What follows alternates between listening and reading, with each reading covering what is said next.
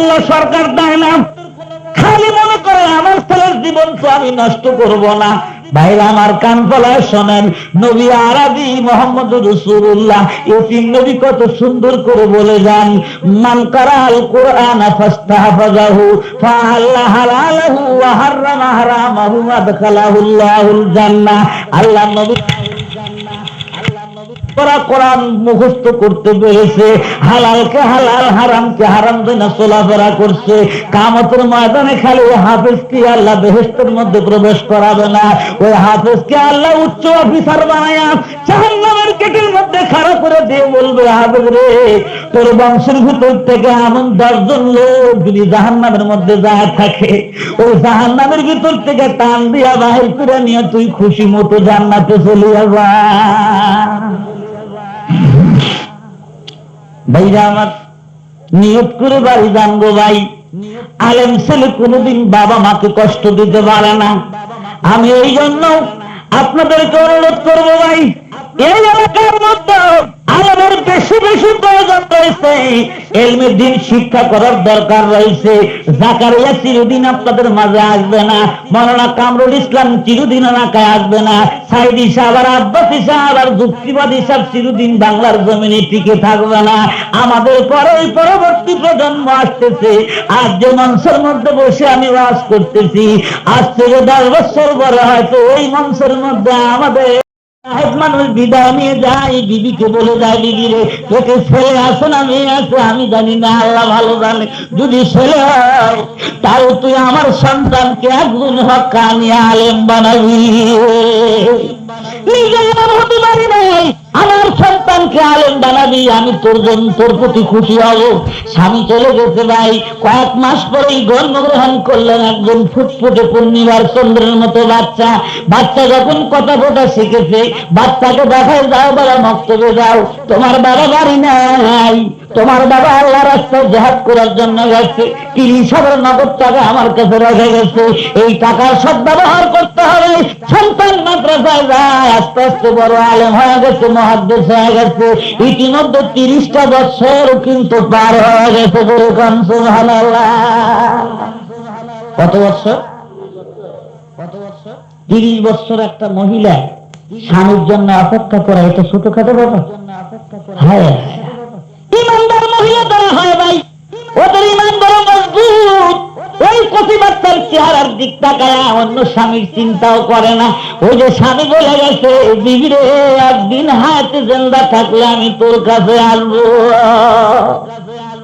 ছেলে মাদ্রাসা থেকে যখন আসে, মাকে সালাম দেয়, মার কলিজা ঠান্ডা হয়ে যায়।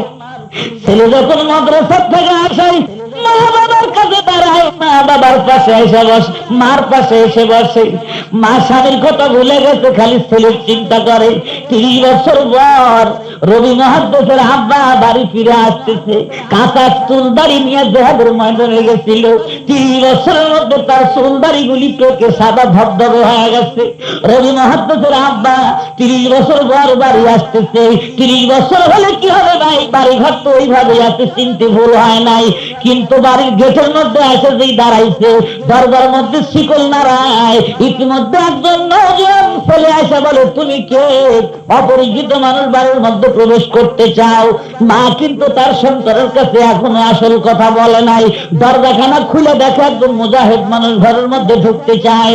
ছেলে বলে, না, আপনি কোন জায়গার মানুষ, আমি তো আপনারে চিনি না। এবার বৃদ্ধ বলতেছে, বাবা বলতেছে সন্তানকে, শোনাও, তুমি বলে জোয়ান মানুষ, আমার বাড়িতে একটাই মাত্র মহিলা আছে, আমার বাড়ির মধ্যে তুমি কেমন করে প্রবেশ করলে? গেট আউট, তুমি আমার বাড়ির ভিতর থেকে বের হয়ে যাও। এই বলে বাপ বেটা দুইজনে হাতাহাতি শুরু হয়ে গেল। বাবা ছেলেকে চিনে নাই, ছেলেও বাবাকে চিনি নাই। জিজ্ঞাসা করতে পারল, হুজুর, তার মা কি বাড়ির মধ্যে ছিল না? কিতাবের মধ্যে লেখা আছে নাই, মা দোতলার মধ্যে বসে বসে, স্বামী বাড়িতে নাই, গান বাদ্যের মধ্যে লিপ্ত হয়ে পড়ে নাই, নেককার মুত্তাকিন পরহেজগার মহিলা। তাই উপরতলায় বসে বসে গুনগুন গুনগুন করে আল্লাহর কোরআন তেলাওয়াত করতেছে। তালিয়া কোরআন পছন্দ পেয়েছে খোদা, হর গাল মাল্লা গরম বাহার রাখতে দাম, সরকার কোরআন को मुस्लिम रब से गाना हुआ खुद भी रुसवा हुआ और दिन को भी रुसवा किया। মাহবুব অনুরোধ করবো মা আল্লাহর কোরআন তেলাওয়াত করবেন। দেখুন না, স্বামী হারা একজন মহিলা, সে আল্লাহর কোরআন পুরোপুরি সময় কাটাচ্ছে, ইতিমধ্যে মা মৃদু বন্ধ করে নামাজ পাচ্ছে। উপর থেকে ডাক দেয়, বাদান গোলমাল করিস না, তুই আমার কাছে আয়। মা কানে কানে বলে, আর তোর আব্বার কাছে যাস না, উনি তোর আব্বা। আর মিশনে একটু পরে দিতেছি বাড়ির মধ্যে ঢোকার জন্য, তুই অপর গেট দিয়ে বের হয়ে যা, জুব্বা লাগা, মাথার মধ্যে লাল পাগড়ি বান্ধা জোহরের নামাজ পড়াবি। জোহরের নামাজ পড়ে তোর ছাত্রদের সামনে কলা কলা রাসূলুল্লাহর সবক পড়াবি। ধরে গান সুবহানাল্লাহ। ভিতর থেকে অনুমতি না দিলে তো ভিতরে ঢোকা যায় না। 30 বছর আগে বাড়ির থেকে গেছে, গোলমাল তো একটা হয়ে গেল, হয়তো এটা আমার বাড়ি নাও হতে পারে। ও আমার বন্ধুগণ, দরজার মধ্যে অনেক পরিবর্তন দেখা যায়, হয়তো এটা আমার বাড়ি না। বুড়া মানুষ চিন্তা করতেছে, হায় রে, আমি কি বাড়ি চিনতে ভুল করলাম নাকি? ইতিমধ্যে ভিতর থেকে আসে বাড়িওয়ালি সালাম দেয়, আসসালামু আলাইকুম ওয়া রাহমাতুল্লাহ। 30 বছর পর সতী সাথী মহিলার সালাম তো প্রাণের স্বামীর মন বড় খুশি হয়ে যায়। কদম বসি করেছে, প্রাণের স্বামীকে বুকে জড়ায় ধরে ভিতরে নিয়ে গেছে। স্বামীকে জাহাজের অস্ত্র থেকে মুক্ত করে গোসল করায় দিয়া বলে, স্বামী আলাপ পরে হবে, জোহরের আজান হয়ে গেছে, যান আল্লাহর ঘরে হাজিরা দেন। আল্লাহর বান্দা ধরা হয় ভাই, 30 বছর পর বাড়ি আসতে আল্লাহর ঘর কিন্তু ভুলে নাই।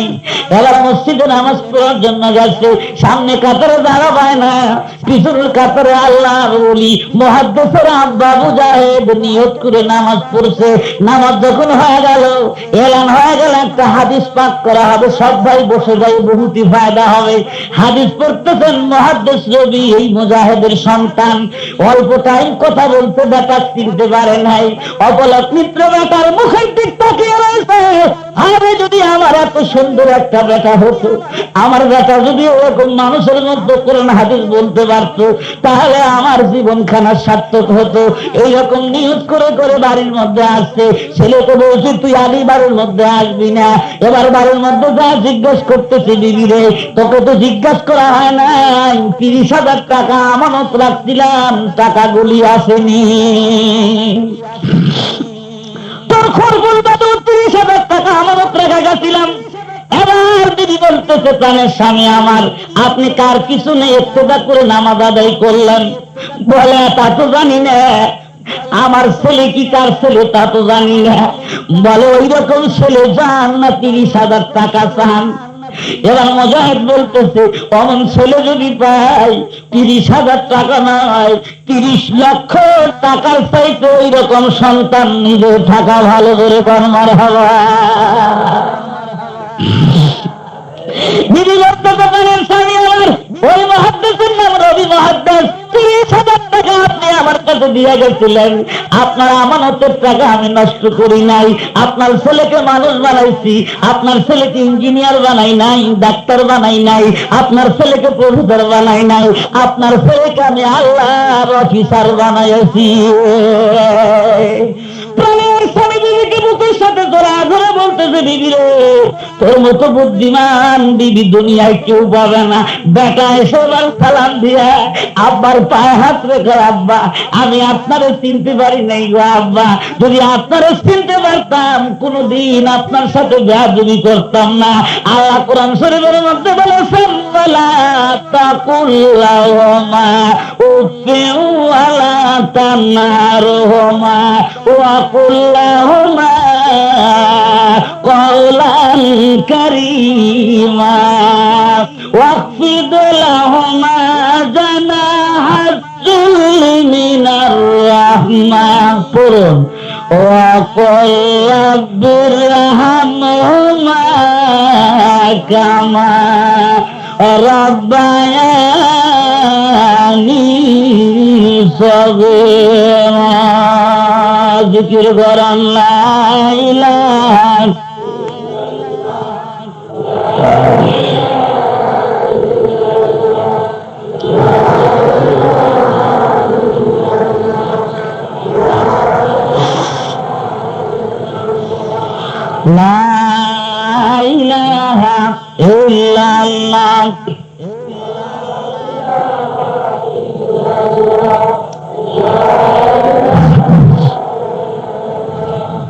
লা ইলাহা ইল্লাল্লাহ মুহাম্মাদুর রাসূলুল্লাহ। বলুন সাল্লাল্লাহু আলাইহি ওয়াসাল্লাম।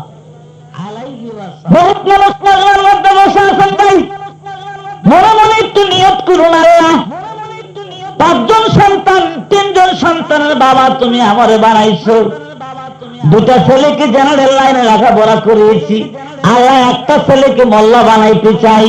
নিয়ত করে বাড়ি যান, চেষ্টা করতে থাকুন, আল্লাহ আলমের বাবা বানায় আপনারে কবরে নিবে। বন্ধুগণ, একজন ম্যাজিস্ট্রেট দুনিয়ার থেকে চলে যাচ্ছে, একজন কাজী সাহেব, হাকিম সাহেব, ম্যাজিস্ট্রেট সাহেব যিনি আদালতে ফৌজদারিতে বিচার করেন, এই ম্যাজিস্ট্রেট দুনিয়ার থেকে চলে যাওয়ার সময় বিবিকে বলে দেয়, বিবি রে, একটা পুত্র সন্তানের মুখ আমি দেখতে পারলাম না, সবে মাত্র বিয়ে করলাম, এখনই মালিকুল মউত আমার কাছে এসে গেল। বিবি রে, বলে যাই তোর পেটে যে পুত্র সন্তান আছে না কন্যা সন্তান আছে তা আমি জানি না, যদি পুত্র সন্তান হয় বিবি আমার মতো ম্যাজিস্ট্রেট তুই বানাবি না। ম্যাজিস্ট্রেটগিরি করলাম, হাকিমগিরি করলাম, দুনিয়ায় থাকতে পারলাম না, খালি হাতে চলে গেলাম, কিছুই নিয়ে যেতে পারলাম না। বিবি যদি পুত্র সন্তান হয় ওই যে গ্রামের মাদ্রাসার মধ্যে লেখাপড়া করতে দিবি। আর আমি বলে গেলাম, আমার বড় বদামুলি কবরে গেলাম, আমার ওই এতিম বাচ্চা যখন মাদ্রাসার থেকে ফিরে আসবে রাস্তার মধ্যে যদি আমার কবরের পাশে দাঁড়াইয়া যা পড়ে আসবে ওস্তাদের কাছে তাই জন্য একটু পড়াশোনা করে তারপরে বাড়ি আসে। আব্বা মরার সময় কি কথা বলে গেল ভাই, প্রাণের বিবি স্বামীকে কবরস্থ করে চিন্তা করতেছে, আল্লাহ ছেলে দিবে না মেয়ে দিবে তুমি ভালো জানো, এই পৃথিবীতে আমার আপন বলতে কেউ নাই। কয়েকদিন পরে আল্লাহ পুত্র সন্তান দিলেন, স্বামীর ওসিয়ত মোতাবেক নেককার বিবি সন্তানকে মাদ্রাসায় পাঠিয়ে দিয়েছে, হুজুরে পড়ায় দিয়েছেন বিসমিল্লাহির রাহমানির রাহিম। মা বলে দিতে পারবেন, যাই তোমার উস্তাদ শিক্ষা দেখ না কেন, তোমার কিন্তু বাবা দুনিয়ায় বেঁচে নাই, পৃথিবীতে তোমার আব্বা ডাকার মতো কোনো মানুষ নাই। ওই যে রাস্তার পাশে তোমার আব্বারে কবর দেওয়া হয়েছে, তুমি রাস্তার পাশে কবরের কাছে এসে একটু দাঁড়াবা, যা শিক্ষা করে আসবা বাবার কবরের পাশে তাই বলে তারপরে তুমি আমার কাছে চলে আসবা। ওই ছেলে ওস্তাদের কাছ থেকে বিসমিল্লাহর সবক নিয়ে আসছে ভাই, ছোট্ট মানুষ কিচ্ছু বুঝে না, বাবার কবরের পাশে দাঁড়ানোর পর মরা বাবার কথা স্মরণ হয়ে যায়, আমার তো বাবা নাই, বাবা তো আমার এই জায়গার মধ্যে ঘুমিয়ে রয়েছে, বাবার কথা স্মরণ করে ওই শিশু বাচ্চা এতিম বাচ্চা যখন পড়তে শুরু করেছে বিসমিল্লাহির রাহমানির রাহিম। আল্লামা শিহাবুদ্দিন কালিয়বী রহমাতুল্লাহ আলাইহি তার কিতাবের মধ্যে লেখেন, সাথে সাথে আল্লাহ জিবরাইলকে ডাক দেয়, জিবরাইল রে তাড়াতাড়ি আযাবুল কবরের ফেরেশতার কাছে যাও, বল আমার যে বান্দা কোরআন শরীফ তেলাওয়াত করতেছে তার বাবার কবরে আমি আল্লাহ আযাব দিব না। ও আমার বন্ধুগণ, কেন আযাব দিবেন? দুনিয়ার অফিসার আব্বাকে যদি এতটুকু খাতির করা হয়, টিকিট ছাড়া যদি একটা সিগনেচারের বলে তার যদি বাড়ি পর্যন্ত আসতে পারে, আলমের বাবাকে আল্লাহ রাব্বুল আলামিন ওই এলেমের খাতিরে কোরআনে কারিমের ইজ্জতের বদৌলতে আল্লাহ তার পাহাড় পরিমাণ গুনাহ মাফ করে তারে আল্লাহ জান্নাত দিয়ে দিতে পারে। আমাদের বাংলাদেশের মধ্যে হাফেজ শব্দের দাম নাই, হাফিজি মাদ্রাসায় লেখাপড়া করে ওদের কোন মূল্য সরকার দেয় না, খালি মনে করে আমার ছেলের জীবন তো আমি নষ্ট করব না, ভাইরা আমার কান ফলায় শোনেন, নবী আরবি মুহাম্মদ রাসূলুল্লাহ ইতিম নবী কত সুন্দর করে বলে যান, মান কারাল কুরআন ফাস্তাহফাযাহু ফাআল্লা হালালাহু ওয়া হাররামা হারামাহু আদখালাহুল্লাহুল জান্নাহ। আল্লাহ নবী কোরআন মুখস্থ করতে পেরেছে, হালালকে হালাল হারামকে হারাম না চলাফেরা করছে, কিয়ামতের ময়দানে খালি ওই হাফেজকে আল্লাহ বেহেশতের মধ্যে প্রবেশ করাবে না, ওই হাফেজকে আল্লাহ উচ্চ অফিসার বানায়া জাহান্নামের গেটের মধ্যে খাড়া করে দিয়ে বলবে, হাফেজ রে, তোর বংশের ভিতর থেকে এমন 10 জন লোক যদি জাহান্নামের মধ্যে যায় থাকে, ওই জাহান্নামের ভিতর থেকে টান দিয়া বাহির করে নিয়ে তুই খুশি মতো জান্নাতে চলে যাবা। ভাইরা আমার, নিয়ত করে বাড়ি জানবো ভাই, আলেম ছেলে কোনোদিন বাবা মাকে কষ্ট দিতে পারে না। আমি এই জন্য আপনাদেরকে অনুরোধ করবো ভাই, এই এলাকার মধ্যে আলেমের বেশি বেশি প্রয়োজন রয়েছে, ইলমের দিন শিক্ষা করার দরকার রয়েছে। জাকারিয়া চিরদিন আপনাদের মাঝে আসবে না, মাওলানা কামরুল ইসলাম চিরদিন এলাকায় আসবে না, সাইদি সাহেব আর আব্বাসী সাহেব আর যুক্তিবাদী সাহেব চিরদিন বাংলার জমিনে টিকে থাকবে না। আমাদের পরে ওই পরবর্তী প্রজন্ম আসতেছে। আজ যে মঞ্চের মধ্যে বসে আমি ওয়াজ করতেছি, আজ থেকে 10 বছর পরে হয়তো ওই মঞ্চের মধ্যে আমাদের ওই পরবর্তী সন্তানগণ এসে আপনাদেরকে আল্লাহর কোরআন শোনাবে। আমার বন্ধুগণ আসেন দেখি একটু সামনের দিকে চলি, রব্বুল আলামিন কি বলেন আমার সাথে সাথে জোরে সোরে আওয়াজ দিয়ে বলেন, বিসমিল্লাহির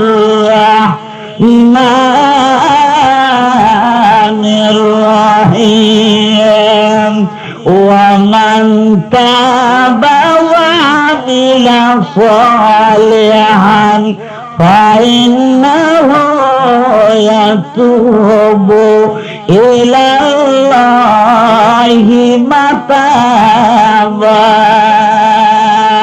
যারা খাঁটি তওবা করে নেক কাম করবে, আল্লাহ রাব্বুল আলামিন তার তওবা কবুল করবেন। বাজা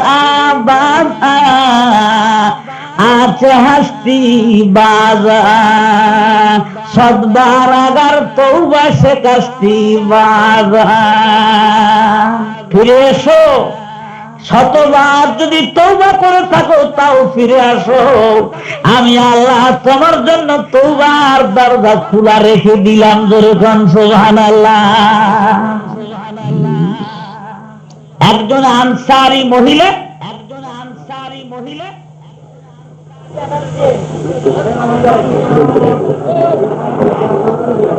বিরক্ত হচ্ছে না আপনারা? আমার বন্ধুগণ, কেবল আমার ঘড়িতে 10:15 বাজে, দোয়া হবে কিন্তু 11টায়, আর 1.25 ঘন্টা সময় থাকার নিয়ত আছে তো ইনশাআল্লাহ। খেয়াল করুন, একজন আনসারী গোত্রের মহিলা, অত্যন্ত সুন্দরী রূপসী, মদিনার মধ্যে আনসার গোত্রের এই মহিলা যখন দুনিয়ার থেকে চলে গেল, বিয়া হওয়ার আগেই মহিলা দুনিয়ার থেকে চলে যায়। ওই মদিনার মধ্যে একজন লোক ছিল, তার কাম ছিল কবর কাটা। জোরে বলেন, কি কাটা? কবর কাটতো, কবর খুঁড়তো। কিন্তু এই কবর কাটা মুসলমান ওই সুন্দরী মহিলার প্রতি আসক্ত ছিল। বিয়ার প্রস্তাব দেয় কিন্তু বাপ ভাই রাজি হয় না।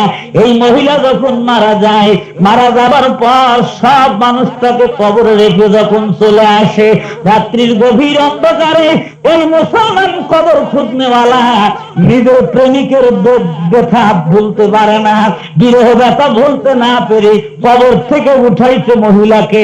কবর থেকে উঠাইয়াম ওই মহিলাকে সম্পূর্ণ কাপড় থেকে মুক্ত করে রাত্রির অন্ধকারে যখন জিনা ব্যভিচার শুরু করছে মৃত্যু মহিলার সাথে। আল্লাহ রাব্বুল আলামিন এই রকম পাপ, তো এত বড় অপরাধ দেখেন কেমন করে ক্ষমা করে দেন।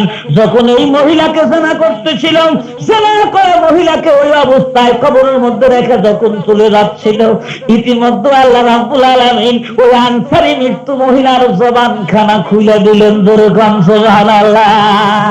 মহিলা পিছন থেকে দেখো যুবক রে, এতগুলা মানুষের মধ্যে আমার মুখ তুমি কালা বানায় দিলা, এতগুলা মানুষের মধ্যে তুমি আমাকে অপমান করলা, তোমার সিনে কি আল্লাহর ভয় নাই? এই কথা বলে মহিলার কোনো আওয়াজ আসলো না। যুবক আল্লাহর ভয় সিনের মধ্যে জমা হয়ে গেল, আর বাড়ি যেতে পারলো না। পাহাড়ের গর্তের মধ্যে শ্রদ্ধায় পড়ে যায়।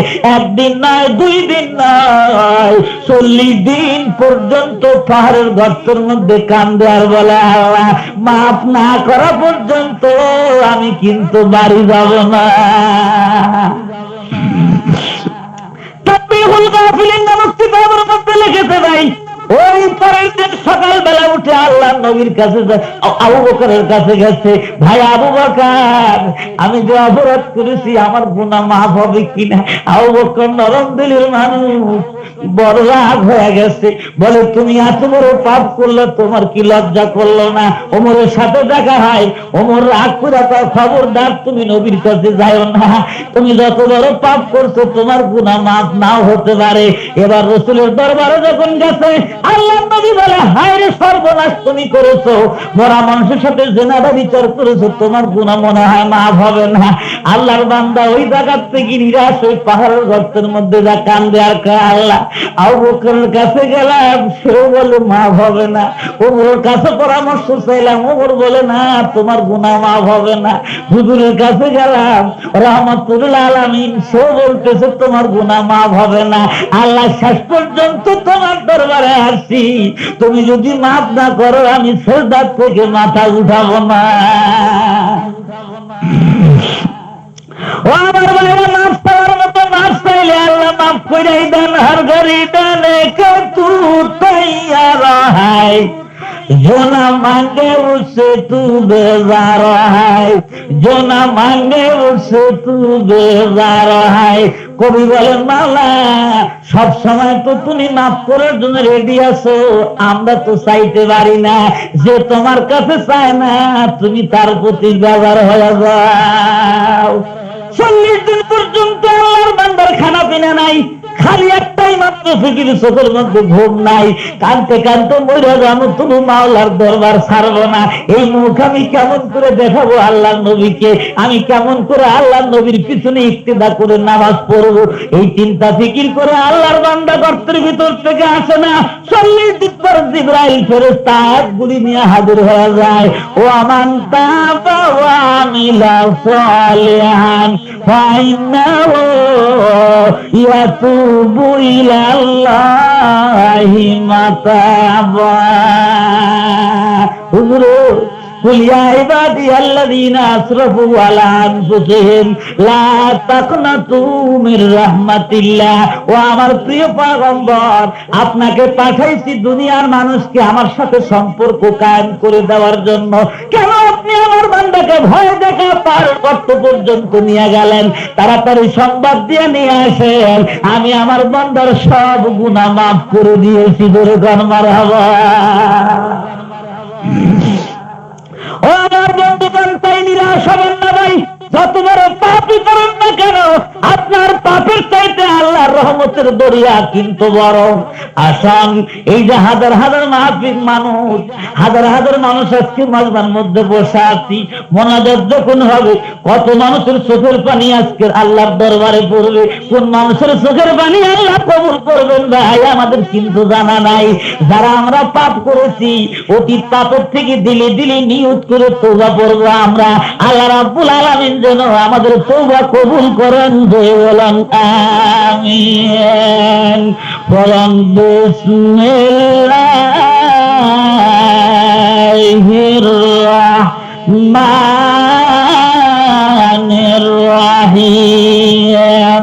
ওয়াল্লাযীনা লা ইয়াশহাদুনা আয-যুর ওয়া ইযা মাররু বিল-লাগবি মাররু কিরামা। 10 নম্বর গুণ। এখন বাকি আছে 10, 11, 12, 13, 4টা গুণ বাকি। কয়টা গুণ? ধরে বলুন কয়টা? শুনবেন না শুনবেন না? ও আমার বন্ধুগণ, 10 নাম্বার যে গুণ, এটা একটু কঠিন আছে, তাও শুনবেন। রাগ করবেন না তো আবার, শোনেন। আমলের নিয়ত শোনা লাগবে। ওয়াল্লাযীনা লা ইয়াশহাদুনা যুর, সমস্ত মুফাসসিরদের মাথার মুকুট হযরত আব্দুল্লাহ ইবনে আব্বাস রাদিয়াল্লাহু তাআলা আনহু বলেন, 10 নাম্বার ইমানদারের 10 নাম্বার গুণ হচ্ছে মুশরিকদের মেলার মধ্যে মুসলমান অংশগ্রহণ করবে না। হিন্দু ভাইদের মেলায় মুসলমানদের যাওয়া যাবে না। বাজার উঠেছে ও আমার ভাইরা, কেন তাদের মেলায় যাবেন? ওই মেলার মধ্যে গেলে তো আপনার ওই তাদের মেলায় অংশগ্রহণ করলে পাপের কিছু ভাগী হওয়া লাগবে। 2 নাম্বার মুফাসসির বলেন, ওয়াল্লাযীনা লা ইয়াশহাদুনা যুর, ঈমানদার ব্যক্তিরা গান বাজনার মাহফিলে অংশগ্রহণ করবে না। 3 নাম্বার তাফসীর হযরত আমর ইবনুল কাইয়্যুম রাহমাতুল্লাহ আলাইহি বলেন, ওই ঈমানদারের 10 নাম্বার লক্ষণ হচ্ছে নির্লজ্জতা ও নাচ গানের মাহফিলে অংশগ্রহণ করবে না। যুহুরি এবং ইমাম মালিক রাহমাতুল্লাহ আলাইহি যুহুর শব্দের তাফসীর করতে গিয়ে বলেন, পাকা ঈমানদারের লক্ষণ হচ্ছে মদ পান করা দূরের কথা, মদ পানের মাহফিলেও অংশগ্রহণ করবে না। কোন কোন তাফসীরকারক বলেন, ওয়াল্লাযীনা লা ইয়াশহাদুনা যুর, 10 টাকা আর 50 টাকার লোভে মিথ্যা সাক্ষী দেওয়া যাবে না। এরাই মিথ্যা সাক্ষী মুসলমান দেয় না। কিছু মানুষ জুব্বা বানায় রাখতে নিয়োগ করে দাড়ি রাখছে, যে দাড়িওয়ালা মানুষ আর জুব্বাওয়ালা মানুষ সাক্ষী দিলে হাকিম সাহেব বিশ্বাস করে। কোর্টের বারান্দা দিয়ে ঘুরে আর কয় সাক্ষী দেওয়া লাগবে, বলে হ্যাঁ লাগবে। কয় টাকার সাক্ষী? যদি কয় 10 টাকা, বলে এই দাড়ি আর এই জুব্বা দিয়ে 10 টাকার সাক্ষী হবে না। কত? নিম্ন 50 টাকা। বলে মিথ্যা কথা কোয়া লাগবে? বলে না, কই মিথ্যা কথা, টাকা দিলে নিয়ম। বলে হ্যাঁ, টাকা 50টা দেওয়া হবে। ওই রকম দাড়ি, ওই রকম জুব্বা নিয়ে তারা মিথ্যা সাক্ষী দেওয়ার জন্য রাসূলের সামনে ওই দাড়ি ওই জুব্বা নিয়ে হাজির হওয়া যাবে না। ও আমার টুপিওয়ালা ভাইরা, যাদের মুখের মধ্যে সুন্নতি দাঁড়িয়ে আছে ভাই, তাদের আমি পায়ে ধরে বলবো, আপনি আপনার দাড়ির ইজ্জত রক্ষা করে তোলার জন্য চেষ্টা করেন। এই দাড়ি কিন্তু রাসূলুল্লাহর মুখে ছিল। আপনি যদি এই মুখে দাড়ি নিয়ে সিনেমা দেখতে যান, ডাক্তার প্যান্ডেলে যান, পাবলিকে বলবে দাড়িওয়ালা লোকগুলি খারাপ। যদি দাড়ি নিয়ে যদি মিথ্যা সাক্ষী দেওয়ার জন্য যান, সব টুপিওয়ালা দাড়িওয়ালাকে পাইকারি ধোলাই দিবে। মনে রাখবেন, সব দাড়িওয়ালা টুপিওয়ালাকে এক পাল্লায় মাপা যাবে না। আপনারাও কোনোদিন পাইকারি দরে সব দাড়িওয়ালা টুপিওয়ালাকে গাল দিবেন না গো ভাই। এই দাড়িয়াল টুপি মোহাম্মদ রাসূলুল্লাহর সঙ্গে ছিল। এই সব টুপিওয়ালাকে দোষ করে? হ্যাঁ, এক টুপিওয়ালা দোষ করলে সব টুপিওয়ালার দোষ হয়। খবরদার পাইকারি দরে এভাবে গাল দিতে যাবেন না। আর আপনারা যদি টুপি দাঁড়িয়ে আছে, আপনারা হুশ মতো চলার জন্য চেষ্টা করবেন।